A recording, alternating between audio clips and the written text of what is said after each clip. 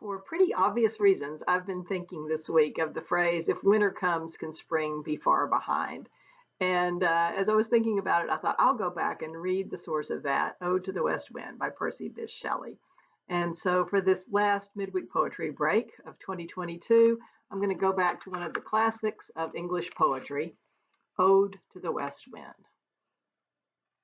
O wild west wind, thou breath of autumn's being, thou from whose unseen presence the leaves dead are driven, like ghosts from an enchanter fleeing, yellow and black and pale and hectic red, pestilence-stricken multitudes.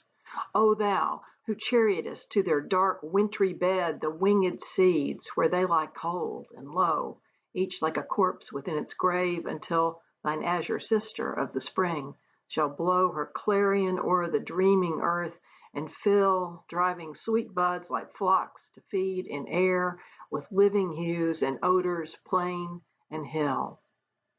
Wild spirit, which art moving everywhere, destroyer and preserver, hear, oh hear. Thou on whose stream, mid the steep sky's commotion, loose clouds like earth's decaying leaves are shed, shook from the tangled boughs of heaven and ocean, angels of rain and lightning, there are spread on the blue surface of thine airy surge, like the bright hair uplifted from the head of some fierce Maenad, even from the dim verge of the horizon to the zenith's height, the locks of the approaching storm. Thou dirge of the dying year, to which this closing night will be the dome of a vast sepulchre, vaulted with all thy congregated might of vapors, from whose solid atmosphere black rain and fire and hail will burst. Oh, hear!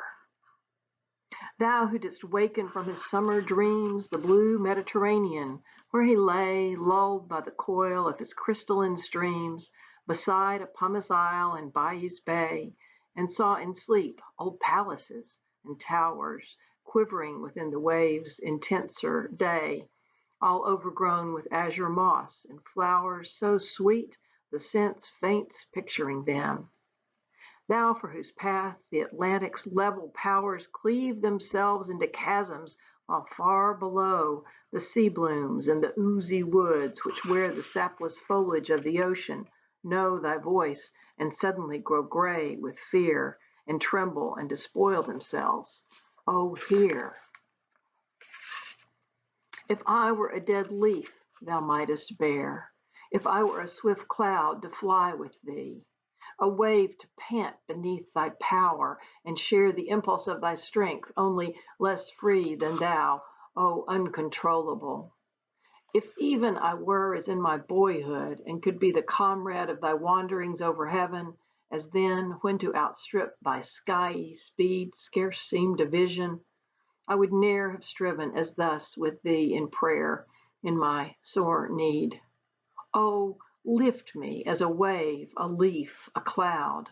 I fall upon the thorns of life, I bleed. A heavy weight of hours has chained and bowed one too like thee, tameless and swift and proud. Make me thy lyre, even as the forest is. What if my leaves are falling like its own? The tumult of thy mighty harmonies will take from both a deep autumnal tone, sweet though in sadness.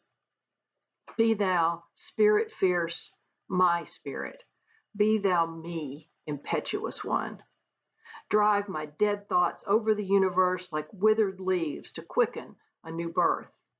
And by the incantation of this verse, scatter as from an unextinguished hearth ashes and sparks, my words among mankind.